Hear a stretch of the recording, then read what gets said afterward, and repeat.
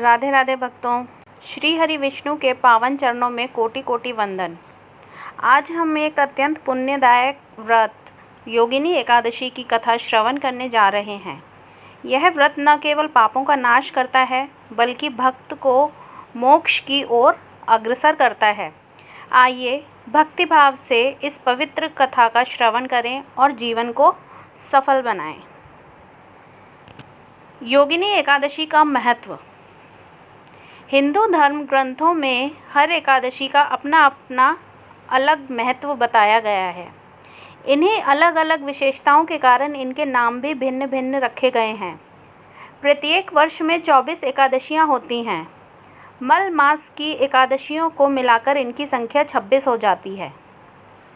इन्हीं एकादशियों में एक आषाढ़ मास के कृष्ण पक्ष की एकादशी, जिसे योगिनी एकादशी कहते हैं। योगिनी एकादशी का उपवास रखने से समस्त पापों का नाश होता है तथा इस लोक में सुख भोग कर और परलोक मुक्ति भी मिलती है। योगिनी एकादशी व्रत कथा। महाभारत काल की बात है कि एक बार धर्मराज युधिष्ठिर ने भगवान श्री कृष्ण से कहा, हे त्रिलोकीनाथ, मैंने ज्येष्ठ माह के शुक्ल पक्ष की निर्जला एकादशी की कथा सुनी। अब आप कृपा करके आषाढ़ माह के कृष्ण पक्ष की एकादशी की कथा सुनाइए। इस एकादशी का नाम तथा महात्म्य क्या है, सो अब मुझे विस्तार पूर्वक बताएं। श्री कृष्ण ने कहा, हे पांडुपुत्र, आषाढ़ माह के कृष्ण पक्ष की एकादशी का नाम योगिनी एकादशी है। इसके व्रत से सभी पाप नष्ट हो जाते हैं। यह व्रत इस लोक में सुख भोग कर तथा परलोक में मुक्ति देने वाला है। हे धर्मराज, यह एकादशी तीनों लोकों में प्रसिद्ध है। इसके व्रत से सभी पाप नष्ट हो जाते हैं। तुम्हें मैं पुराण में कही हुई कथा सुनाता हूँ। ध्यानपूर्वक श्रवण करो। कुबेर नाम का एक राजा अलकापुरी नाम की नगरी में राज्य करता था। वह शिव भक्त था। उनका हेममाली नामक एक यक्ष सेवक था जो पूजा के लिए फूल लाया करता था। हेममाली की विशालाक्षी नाम की अति सुंदर स्त्री थी। एक दिन वह मानसरोवर से पुष्प लेकर आया, किंतु कामासक्त होने के कारण पुष्पों को रखकर अपनी स्त्री के साथ रमण करने लगा। इस भोग विलास में दोपहर हो गई।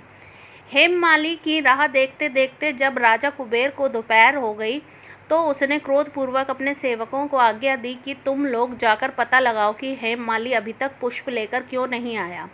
जब सेवकों ने पता लगाया तो राजा के पास जाकर बताया, हे राजन, वह हेममाली अपनी स्त्री के साथ रमण कर रहा है। इस बात को सुन राजा कुबेर ने हेममाली को बुलाने की आज्ञा दी। डर से कांपता हुआ हेममाली राजा के सामने उपस्थित हुआ। उसे देखकर कुबेर को अत्यंत क्रोध आया और उसके होंठ फड़फड़ाने लगे।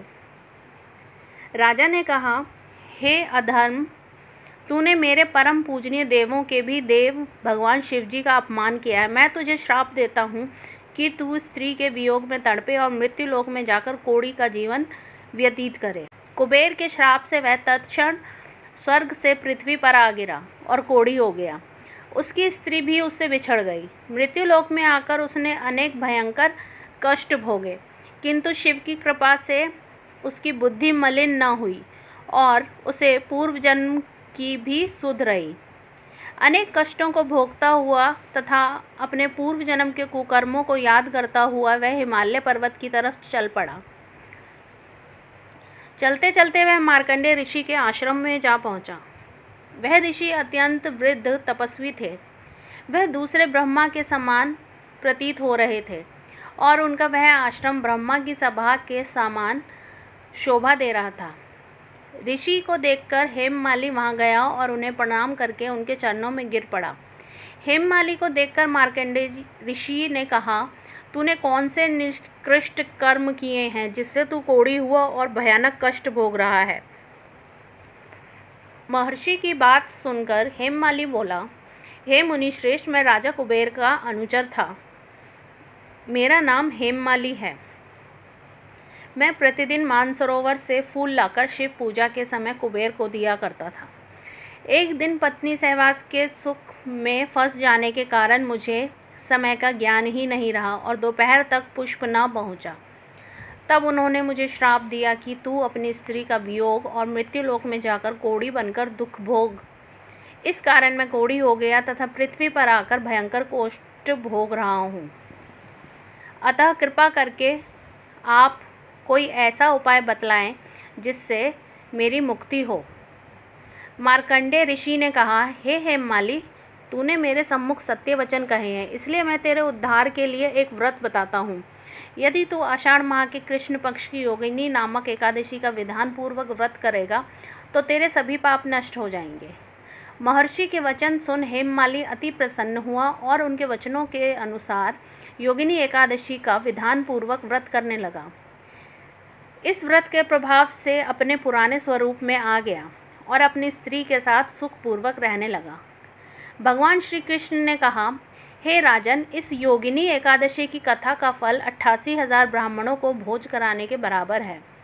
इसके व्रत से सभी पाप नष्ट हो जाते हैं और अंत में मोक्ष प्राप्त करके प्राणी स्वर्ग का अधिकारी बनता है। इस प्रकार योगिनी एकादशी की यह दिव्य कथा पूर्ण होती है। जो श्रद्धा से इस व्रत को करता है और कथा को सुनता है उसे समस्त पापों से मुक्ति मिलती है और अंत में परम धाम की प्राप्ति होती है। श्री हरि विष्णु की कृपा आप सभी पर बनी रहे। योगिनी एकादशी महाव्रत की जय हो। हरि ओम तत्सत।